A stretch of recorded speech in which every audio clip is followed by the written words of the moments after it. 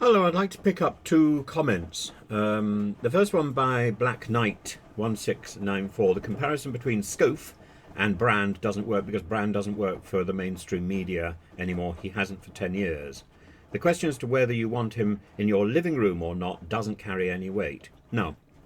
The point is that Brand did work for the mainstream media, and it was during that time that he was ferrying somebody, a 16-year-old, from school to assignations, and that is the decisive information. And I think it doesn't matter whether he works for mainstream media now or then. It doesn't matter. This obsession between mainstream media and social media, this assumption that mainstream media is not reliable. All media is a source of information. Some of it may be correct, some of it may not be correct. It doesn't really matter. You're still getting information. It's up to you to decide which information is the more reliable. Now, in my case, I don't provide information. I provide opinion. I see a story and I think this is interesting, and 9 times out of 10 I've already got an opinion when I'm reading that story. I certainly don't need to invent an opinion. Street Hawk says that's Brand, was in films. I presume that means he was or is an actor. He certainly was an actor. In fact, I think he started his life off in a cop drama, which is how which is the link with Andrew Sachs. I've got Z Cars in my mind. That's not going to go away. And Z Cars is way before his time.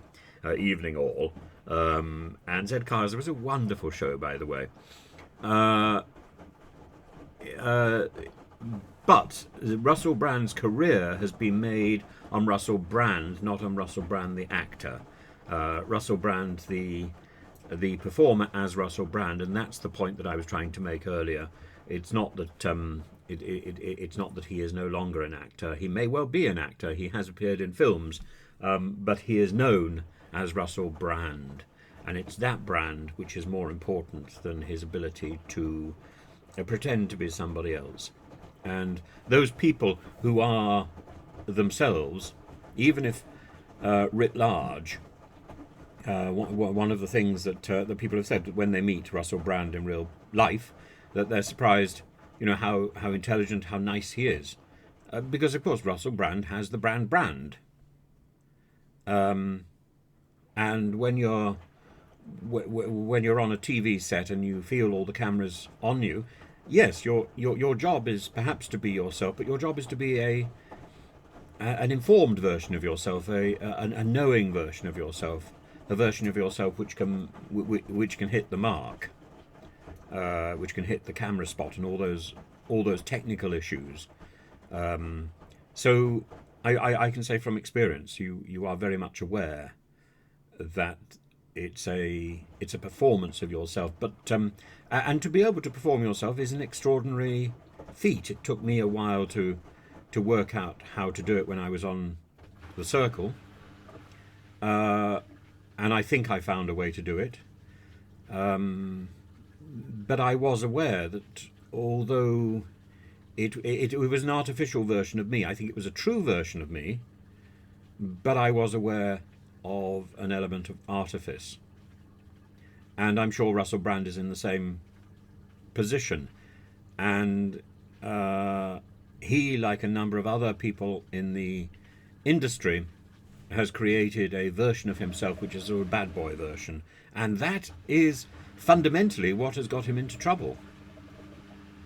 Because people will look at the media version of Russell Brand and say, well, this is a believable story. And that is going to be very difficult for him to fight against.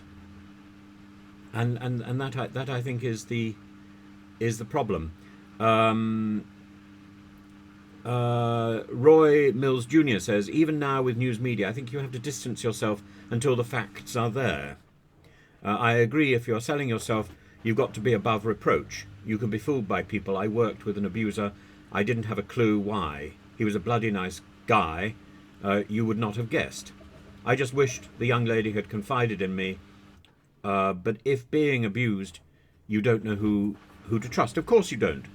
And needless to say, I would have taken control straight away. But like anything else, even the management did not let us in on the fact he was being investigated. So you're working in a toxic atmosphere. I ended up leaving the place. There was no counselling offered for us that had been taken in. I don't know. I distance myself from these people these days. I feel safer in my own company. I understand. The media is a savage and frightening place. And those people who are actually in the spotlight, those people who are actually on the television screen, those people who are actually performing, are very much protected by the system, by production, and rely on that protection. But it is open to abuse. That's the problem, and it's that level of abuse. You can't do that job without relying on other people. You can't do that job. It's so exposed, and you feel so dependent on production, and all the people who are gathered around you feel so dependent and so reliant and so grateful. I think it's terribly sad when this sort of thing is alleged. The Schofield story, the Edward story, the Wooten story. It doesn't matter how true these stories are in detail. That relationship of trust has broken down, and that relationship of trust within the studio system has broken down. That relationship of trust between the performer and the audience has broken down. It's another matter whether there's been criminal behaviour. But thank you so much for all the questions and the comments. Stolen Orange says that BBC has actually had Brand on Question Time as a political commentator. I very much remember that. No wonder, says Stolen Orange, no wonder this country is in such a mess if that is the level of discourse. Yes, I would agree. But, what else can we say?